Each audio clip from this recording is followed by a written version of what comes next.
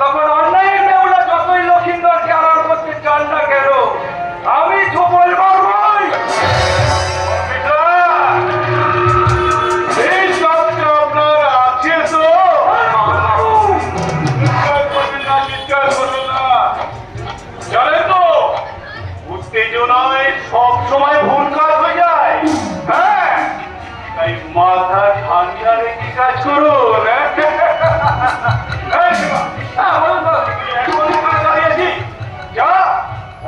প্রথম আমার বাড়িতে কিছু উপহার নিয়ে উপর হ্যাঁ, যেমন ধরুন একটা সুনাম দেখলে স্টাইল করে কিছু বিদেশি চুড়ি আর একটা বেনারসি শাড়ি। আপনার কি ধারণা আমি মাঝে মধ্যে এই পোশাক চেয়ে ওই শাড়ি আর চুড়ি পরি?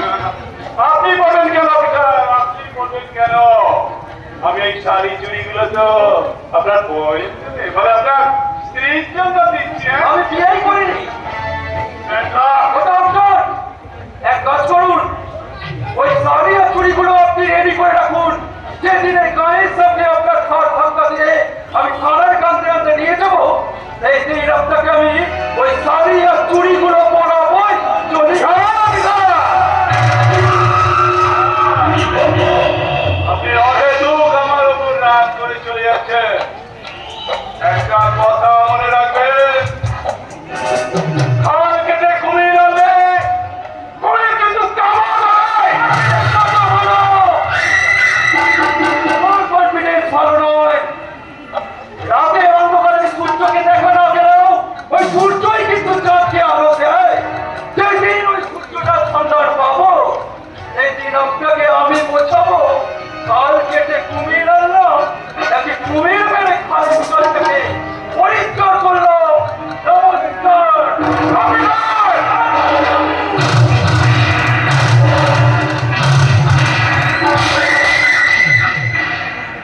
হ্যাঁ বিমা, হ্যাঁ বলুন বল। বলানে কমানে এমন একটা ভালো ছেলে পুলিশের চাকরি পেলো কি করে?